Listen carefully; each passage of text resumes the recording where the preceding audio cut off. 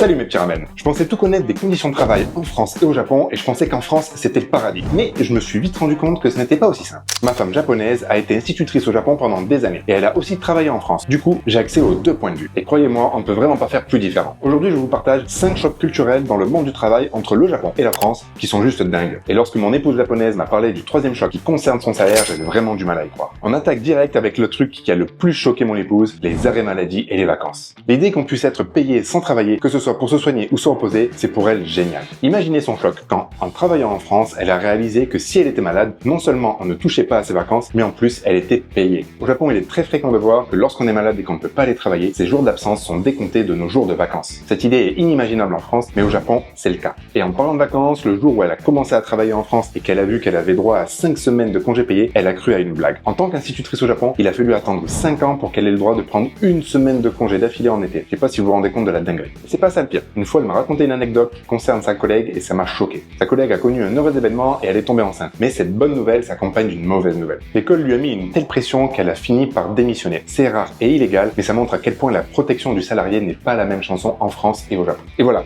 on est en plein dedans. La sécurité sociale, les congés payés, les vacances, bref, tout ça, pour nous, c'est quelque chose d'acquis et de normal, alors qu'au Japon et dans d'autres pays dans le monde, ce n'est pas du tout le cas. C'est notre façon de voir les choses où le groupe s'occupe de chacun. Être enceinte ou malade, ce n'est pas un problème pour la boîte, c'est juste la vie et on est protégé pour ça. Là, on est d'accord, c'est un avantage de fou dans notre système. Mais attention, parce que si on est pas mal protégé sur ces aspects-là, c'est vrai qu'il y a certains aspects pour mon épouse sur lesquels on est beaucoup moins protégé et c'est là qu'on arrive au deuxième choc, le vertige de la liberté. En France, on adore parler de liberté, d'initiative, d'ailleurs, ça fait partie de nos devises, liberté, égalité, fraternité. Au travail, ça se traduit par une grande autonomie laissée aux salariés. On pourrait croire que c'est le rêve, mais pas forcément. Pour ma femme, au début, cette liberté à outrance a été un véritable calvaire. Quand elle a commencé à travailler en France et qu'elle revenait le soir du boulot, elle était complètement perdue. Elle me disait, je ne sais pas quoi faire, personne ne me dit exactement comment faire telle ou telle chose. Bref, elle revenait d'un système japonais où on lui disait exactement comment faire telle ou telle chose. Chaque processus et chaque tâche est ultra définie par la hiérarchie. Elle se retrouvait là, en France, livrée à elle-même. Cette liberté qui pour nous, en France, est une marque de confiance, pour elle, c'était une source de stress immense. Elle m'a avoué que la hiérarchie stricte japonaise la rassurait. C'était un cadre clair. Tu fais ça de cette façon et tu reportes à telle personne. En France, c'était plutôt, vas-y, débrouille-toi. Et ce point-là, cette façon de travailler, c'est vraiment un choc énorme pour les Japonais. Le management à la française valorise l'initiative et la prise de décision. On attend de toi que tu sois proactif et indépendant. C'est génial quand tu as de l'expérience. Ça peut être très déstabilisant quand tu débutes et que tu as besoin d'encadrement. Le système japonais, lui, valorise le respect du processus et du groupe. Autrement dit, la hiérarchie. Cette hiérarchie n'est pas là pour te fliquer, mais pour te guider, pour s'assurer que tout le monde avance ensemble de la même manière. Cette liberté est à double tranchant. Si tu es bon, tu peux très vite exceller et montrer ce que tu sais faire, mais c'est ta responsabilité et pas celle de ton supérieur. On l'a vu, cette liberté peut vite faire peur, mais elle s'accompagne d'une contrepartie financière non négligeable. Et là, attention, c'est le point numéro 3 qui m'a le plus surpris, le choc du salaire.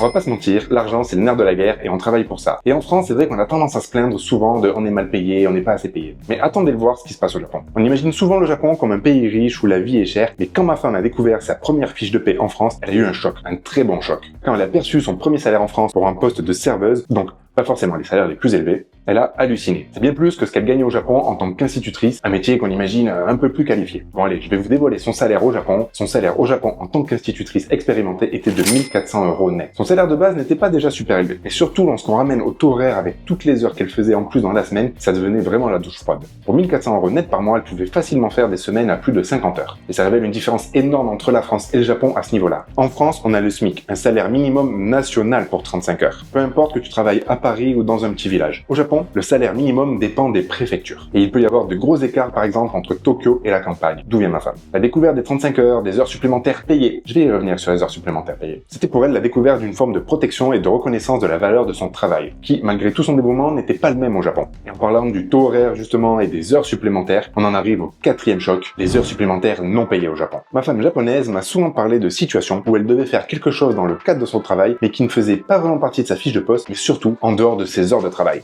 Je vous explique. Son contrat de travail japonais était de 40 heures par semaine. En réalité, elle est dépassée systématiquement sans jamais être payée un yen de plus. C'était normal. C'était considéré comme un don de soi pour l'école, une sorte de dévouement à toute épreuve. Et le symbole le plus marquant dans tout ça, c'est ce qu'elle devait faire tous les matins avant son travail. Tous les jours, elle devait arriver à 7h50 à l'école, alors que son contrat commençait à 8h.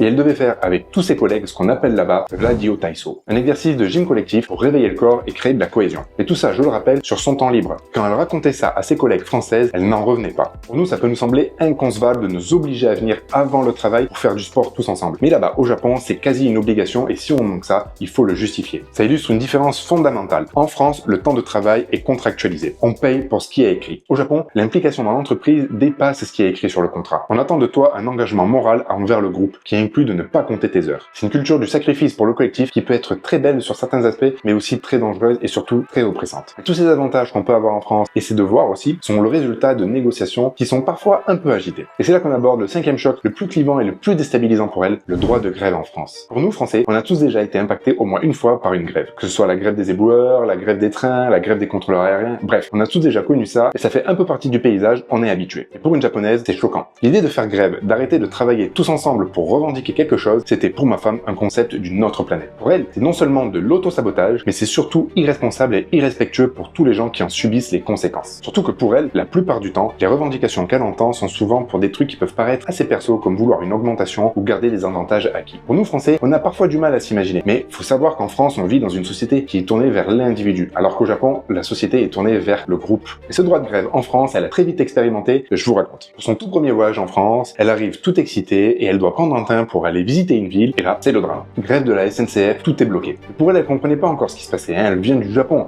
un pays où les trains sont à la seconde près à l'heure, quoi qu'il arrive. Elle se retrouve coincée dans une ville qu'elle ne connaît pas, parlant à peine français. Elle décide d'avoir un peu plus d'informations et se rend à l'accueil de la gare. Elle demande dans un français anglais approximatif qu'est-ce qui se passe, pourquoi il n'y a pas de train alors qu'elle avait réservé ses billets. Et là, la personne de l'accueil lui répond avec une certaine nonchalance, c'est la grève, madame. Mais elle n'arrive pas à imaginer ce que ça veut dire, elle n'arrive pas à imaginer le concept même. Elle a payé les billets, elle doit avoir son train. Pour elle, c'était juste impensable. Voilà un choc culturel qui définit presque nos sociétés, hein. L'individualisme français versus le groupe japonais. Au final, ce petit tour du monde franco-japonais du monde du travail nous montre bien un truc. L'enfer ou le paradis au travail dépend vraiment de l'endroit où tu regardes. Ce sont pas juste des règles différentes, hein. C'est vraiment deux façons de voir les choses qui sont vraiment opposées les unes des autres. Et c'est ça qui est fascinant lorsqu'on découvre une autre culture aussi différente de la nôtre. On apprend à voir les choses de manière différente et surtout à ouvrir son esprit et à se mettre à la place de l'autre. Bon, et à titre personnel, je préfère de loin les conditions de travail en France et mon épouse japonaise est du même avis, ne serait-ce que pour les vacances. Je tiens quand même à préciser que les anecdotes qu'elle a vécues, c'était il y a une dizaine d'années et ça concerne une petite entreprise japonaise. Maintenant, dans la plupart des grandes entreprises au Japon, dans les grandes villes, les conditions sont bien meilleures. Et voilà, je suis vraiment curieux de connaître votre avis sur tous ces chocs que mon épouse a eu. Est-ce que vous aussi ça vous choque